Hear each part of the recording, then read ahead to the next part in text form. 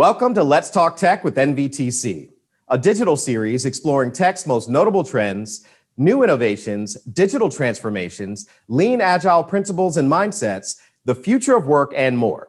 We'll introduce next-gen leaders from member companies of the Northern Virginia Technology Council and learn about the great impact they are making in our region.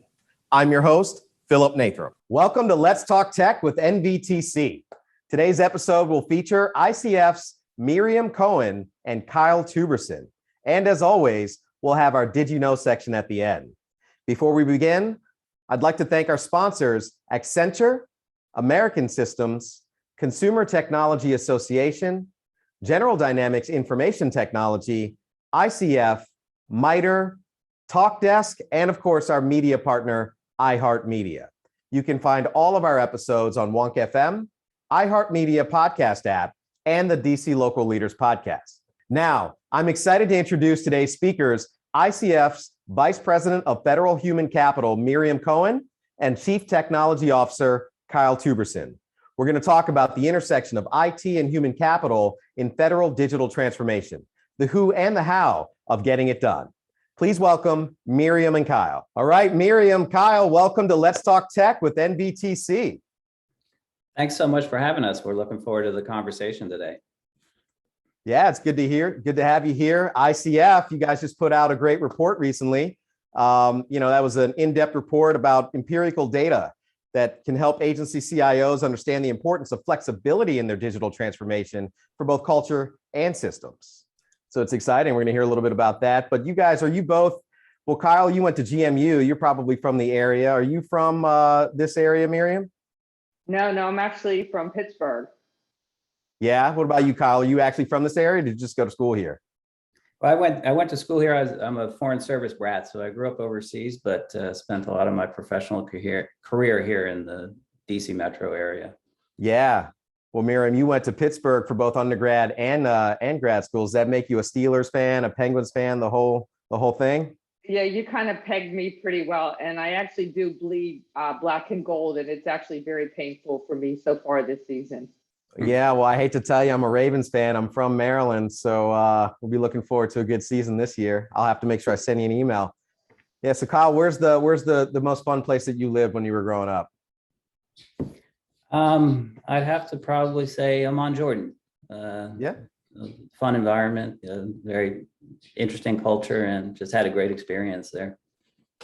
Yeah, well, that's good stuff. I mean, so, you guys have great backgrounds. I want to get you to tell us a little bit about that, both professionally and personally. But Miriam, you spent some time in the federal government, and now you head HR, federal government HR within ICF.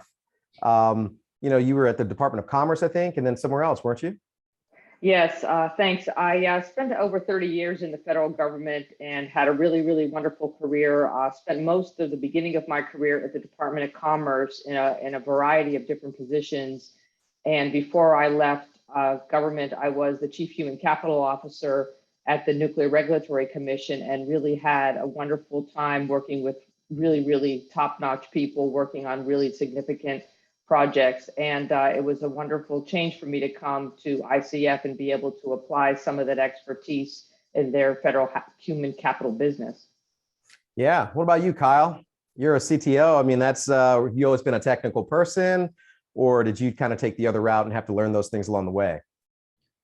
Yeah, I definitely came at it from a technology side of the house. I started the early part of my career at a large system integrator and joined ICF about 12 years ago. And, right away, I knew it was a different firm. And what really impressed me about ICF, in addition to the culture, is the entrepreneurial spirit of the company and really the mission and domain expertise that exists within the company.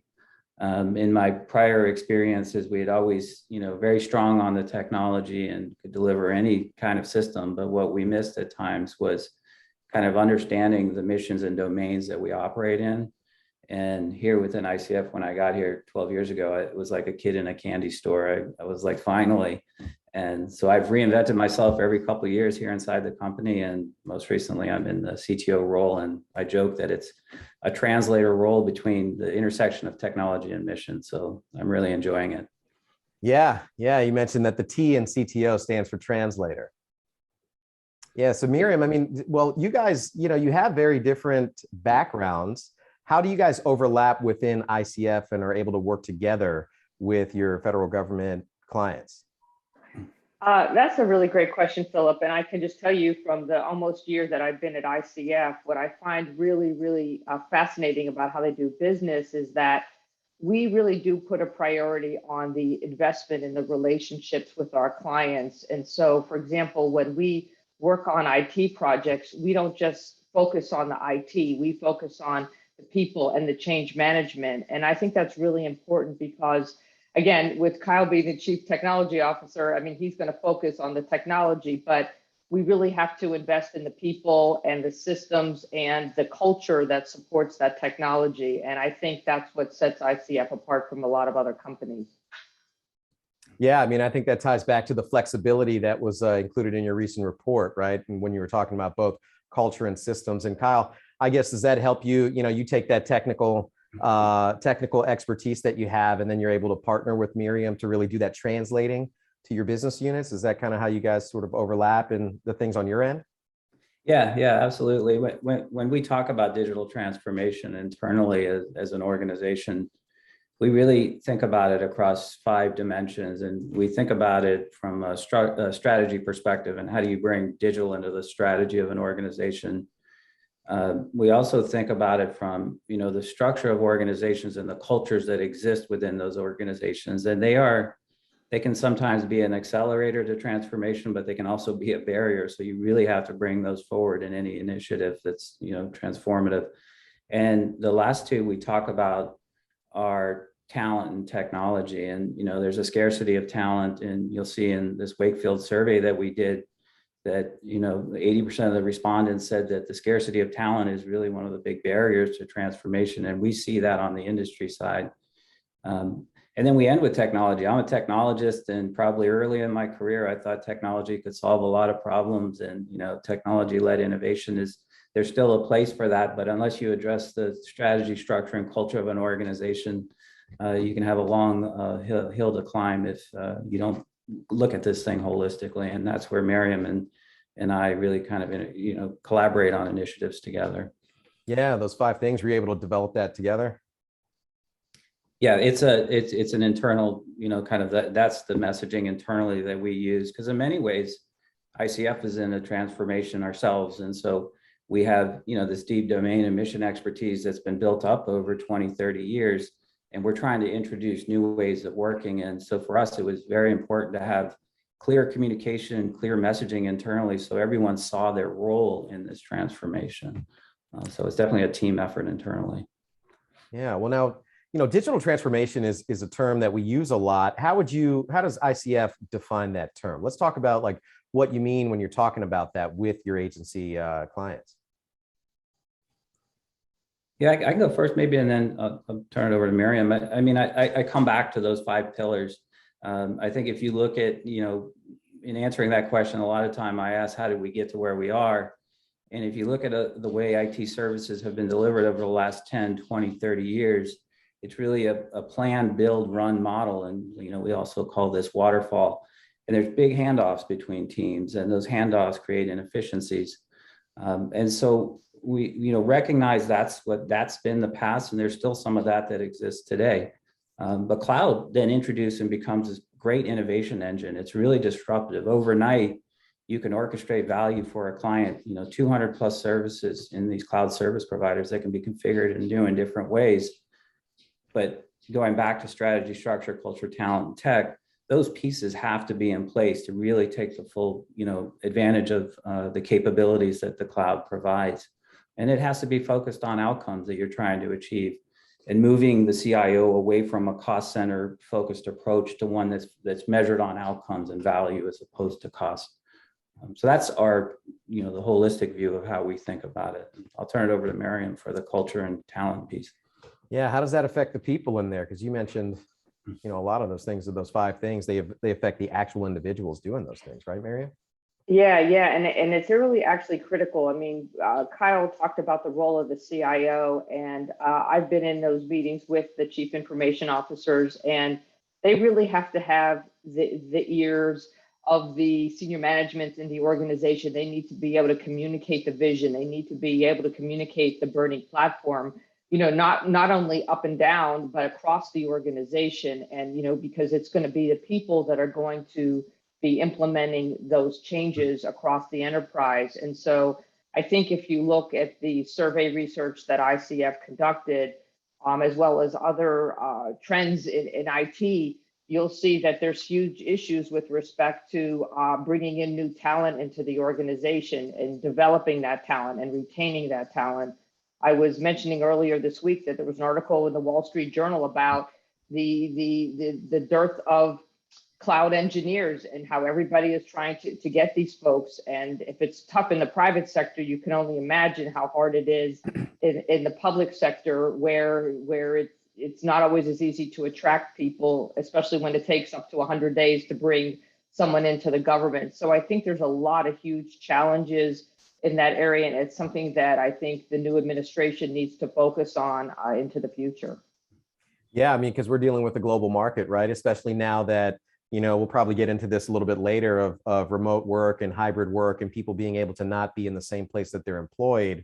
You're not just competing with other companies here in the United States and other agencies for that talent, but other countries and companies that could be based in London, for example. Absolutely, absolutely. Yeah, so I mean, digital transformation, it affects so many different things. What would you like? What are the impacts of going through that digital transformation to the actual agencies in terms of like speed of delivery, the personnel, their overall mission of what they're trying to accomplish? And let's talk about some examples of some things that you guys have recently done. Yeah, I can go first. I think that, for us, mission outcomes are, really important, and kind of we focus from the mission and this outside in thinking approach. A couple things around talent, and, we have a lot of new approaches to how we work, and we really promote cross-functional teams and multidisciplinary teams here with our projects.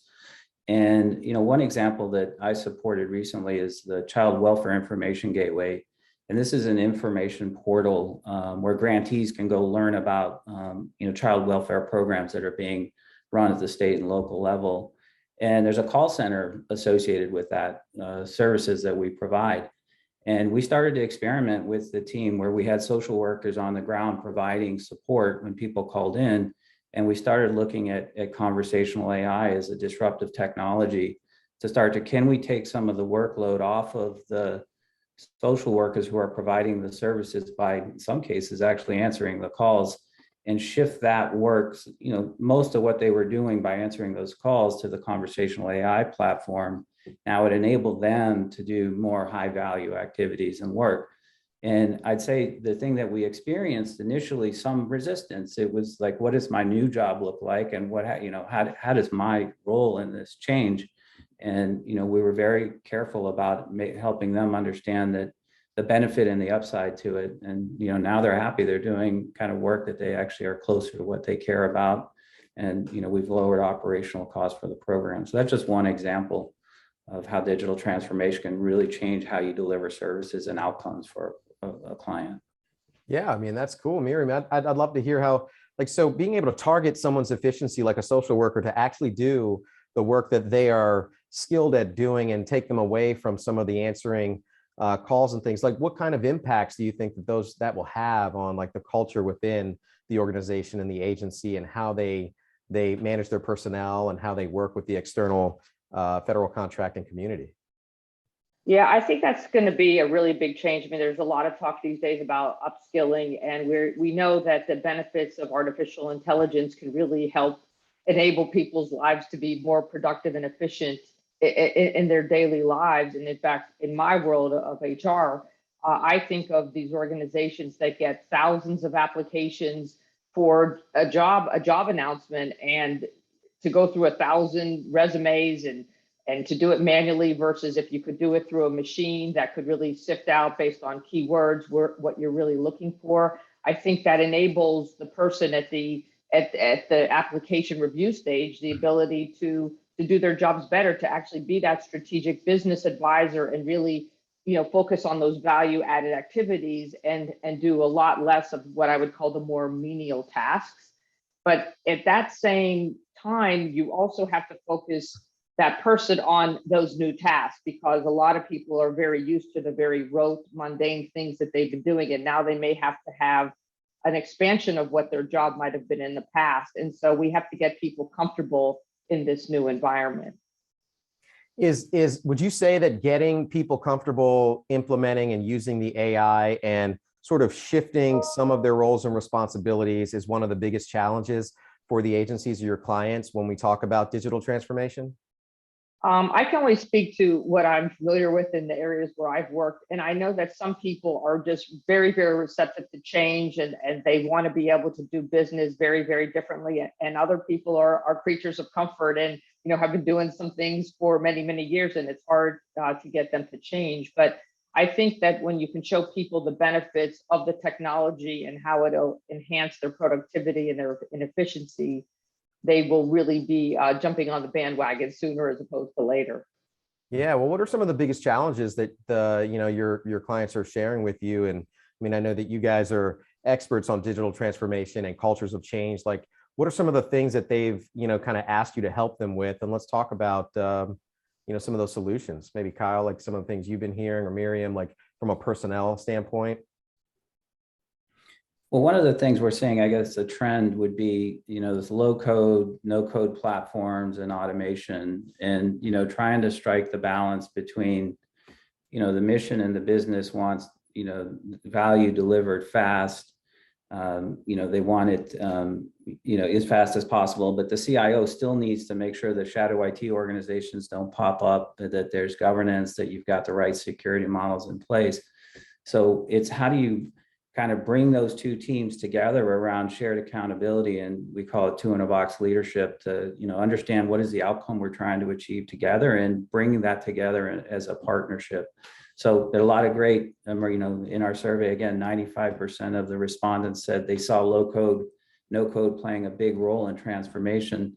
But you also have to not just let it pop up organically in the business in silos, and it has to be thought of strategically so you can scale it down the road. So those are some of the things that we encounter when we talk to CIOs and my counterpart CTOs. Yeah, I mean, how does the low code platforms play a role, like with personnel, Miriam? I mean, is that, because they don't need to go hire coders and it's not cumbersome and difficult to implement, does that seem to kind of help them adopt them faster or better and get more buy-in from their personnel within the agencies or externally? Yeah, I think what we're really seeing, and we've done some work in a number of agencies and in their CIO organizations, and there currently is a focus on upskilling.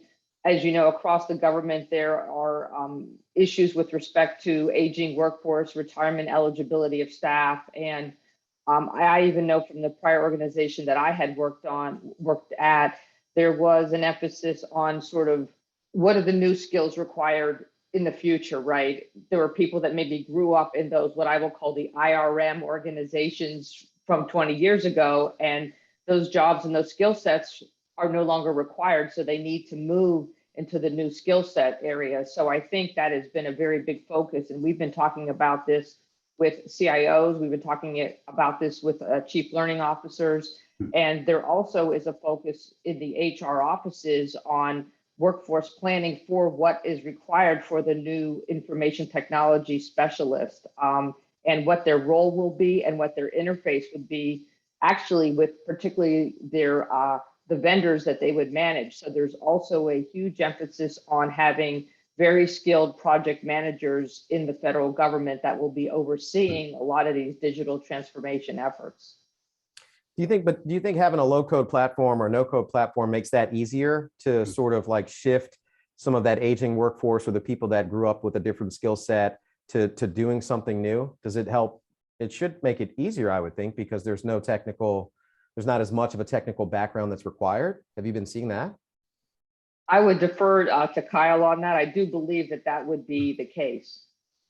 Yeah, I think for sure. I mean, we talk about this notion of citizen developer, and we see it in visualization tools. You see it with now you have auto machine learning platforms that are starting to come out. So, I mean, I think it cuts across all different various roles. So yeah, for sure. Yeah, we'd hope so, right? Some more drag and drop functionality and things that are a little bit more intuitive to kind of help, just maybe retrain some of the, I don't know, like just try to help them kind of shift in the right direction as they continue to, it sounds like digital transformation is inevitable and definitely something that you guys are trying to help facilitate. Yeah, I would say education engagement is really critical in that too. A lot of those platforms are great, but you still have to put a training program around it to upskill and, understand where your agency is. Some of these, some of the tools are promised as low code, no code, but when you really dig in, there's a little bit of coding actually that you have to do, and others are a little bit on the other side. So there's a nice blend and mix of platforms in the market today. And I always go back to, I think the future, it's an ecosystem of partners and platforms working together is really the future from a digital perspective. We can't do it alone anymore. So we need these great platforms that are coming out to enable low code development, but you need this ecosystem of partners to enable all of this as well. Yeah. Yeah. The worst part is when you think it's a no code platform and then they're like, oh, but there's a little bit of CSS. It's like, well, that's not what you said. Yeah. I want to talk a little bit about hybrid work too. I think that's become more of a thing, obviously, Miriam. And with that comes like if you were working in the defense space, for example, and you were in a SCIF, well, then you're in a SCIF. But now if you're, we're learning that not everything that was cleared needs to be cleared, and people are working from home, but that they're still on a secured network. So how are you guys solving for that with your agencies? Because that's also a part of the transition and in terms of culture and personnel, right? Because that's becoming more and more of a thing where people are continuing to work from home. Yeah, the hybrid work environment is probably a subject of an entire different conversation, but I think it's going to be a challenge in the federal government, not because we don't know how to do hybrid, but it's just not been something that has been customary in how the government has done work. I think if you look at what's happened over the past 18 months, we've all been in the same full-time remote work. It's been a very level playing field.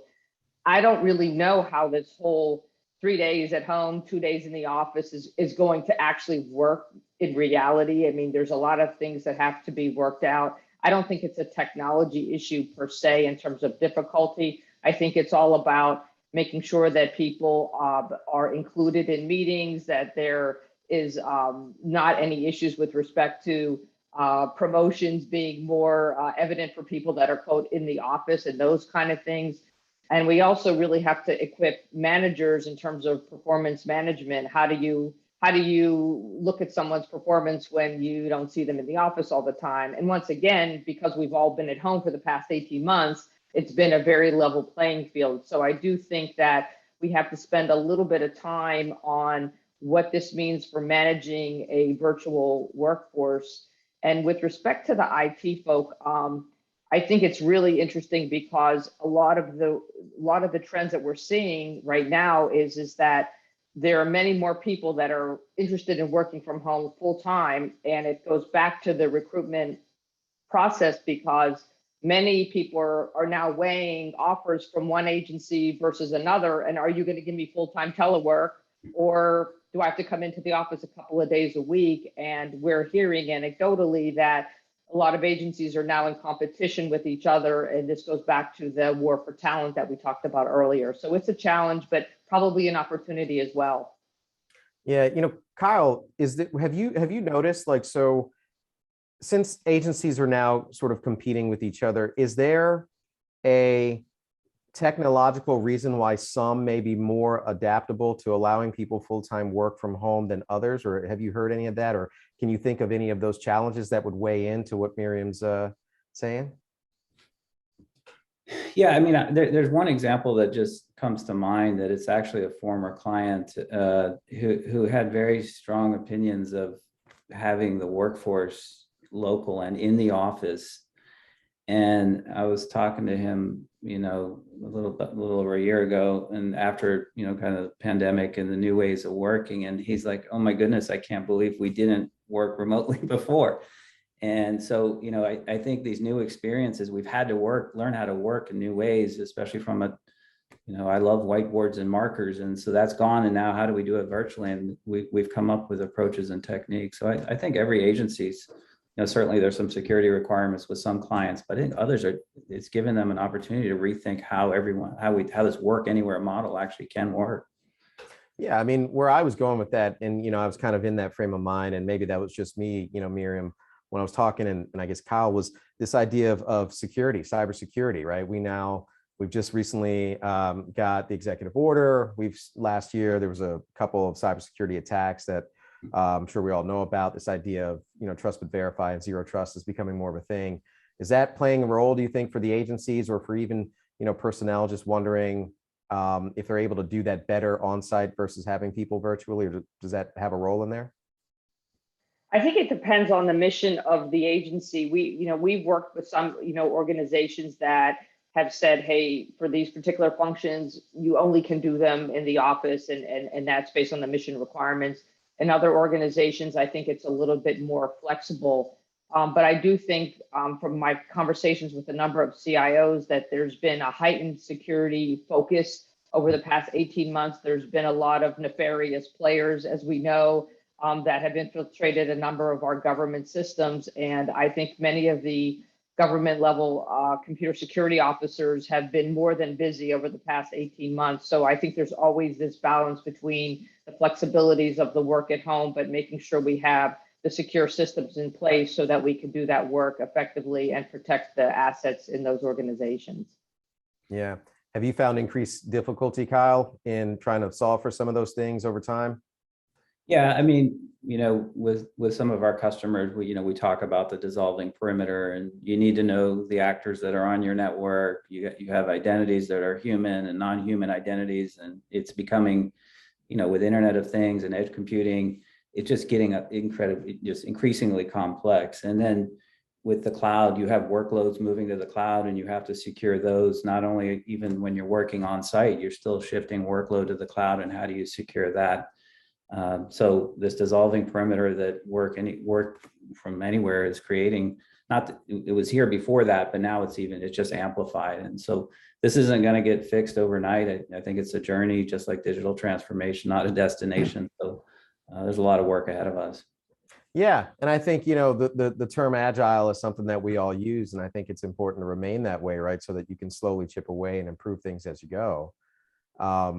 You guys work on some pretty critical missions. I think a lot of times, maybe in this particular area, it's easy to focus on the defense contractors and protecting the warfighter, but you guys are doing a lot more in the environmental and public health and climate space, right?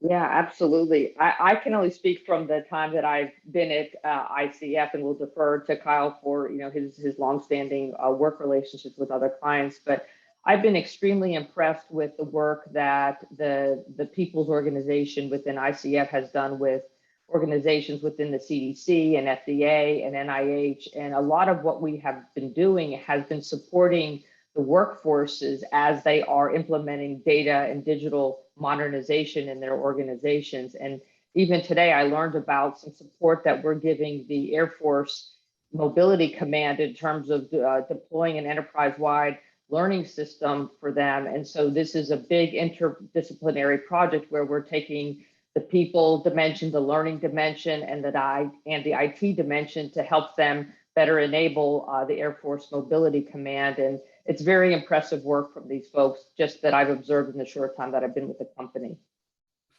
Yeah, I mean, you guys do a really good job of allowing technologists, someone who's more technical in their skill set, still align themselves with great missions, like what you just mentioned, right? I mean, they're not an Air Force, they're not in the Air Force, but they get to support the mission. Same thing with USAID. I know that you guys have recently have a big win there. I mean, that's got to feel great, Kyle, right? Yeah, I mean, that's, part of what I said earlier, like the domain and mission, and people are passionate about the work here. And, one day I can be helping a client at CDC with disease surveillance, then I can pivot to clinical trials, and then I can go to genetic and rare diseases. It's climate change.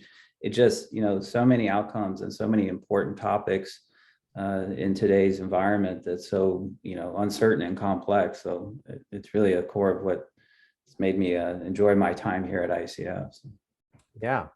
We both seem like you're really enjoying. I mean, Miriam, you came to ICF, a few years ago after having a long successful career within the government. So you just bring that knowledge of the inner working of the agencies that you're now serving. And Kyle, you can hear that you just really try to bring your teams together and make sure that you're solving those problems that you get the benefit of having firsthand knowledge from Miriam from. Yeah, it's a great partnership. Yeah. Well, that's good stuff. I mean, we covered a lot, and, we know that during this chat, we were making sure that everyone got the link to your recent report. So I'm sure we're going to have some great questions coming up from the crowd, but thank you so much for being a part of Let's Talk Tech with NVTC. Great. Thanks for having us. Really appreciate it, Philip, even though you're a Ravens fan. Yeah. Well, you know what? It's okay. We can still be friends. Lot of respect. Yeah, And thanks. don't Philip. forget to stick around for Did You Know? Before we go, let's talk about Did You Know? Did you know CIOs need to help make the government digital transformation a reality? 88% of federal employees say their digital initiatives are behind. The tech exists, but agencies face workforce and culture barriers. 51% of surveyed federal employees say their federal workforce's resistance to change is the top reason why modernization efforts fail. Security weighs heavily on federal employees' minds. 23% of surveyed federal employees say increased security is an important benefit of modernizing their agency's IT environment. We hope you've enjoyed today's program, and we look forward to seeing you at the next one. Visit nvtc.org for more information. We look forward to seeing you at next month's Let's Talk Tech with NVTC. In the meantime, follow us at Nova Tech Council on Twitter and LinkedIn, and remember to sign up for the latest tech news at nvtc.org.